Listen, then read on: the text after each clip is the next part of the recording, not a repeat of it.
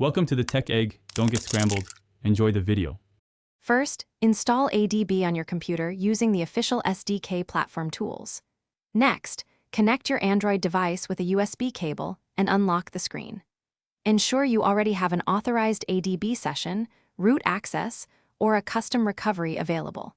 Without one of those, ADB cannot change secure settings remotely. Also enable file transfer mode if prompted, and accept any authorization prompts on the device before proceeding further. First, open a terminal and run ADB devices to confirm your device is recognized.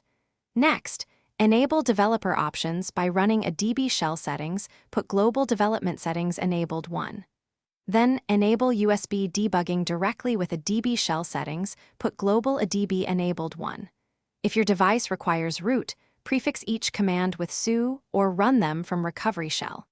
Finally, reboot the device with ADB reboot to ensure setting. After reboot, verify USB debugging with ADB devices or by opening settings, developer options.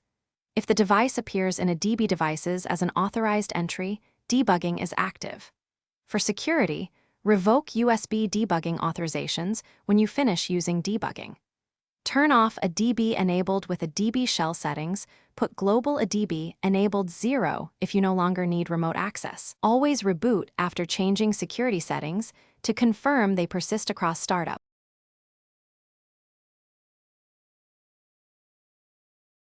Thanks for watching. Consider subscribing if I helped unscramble your problems.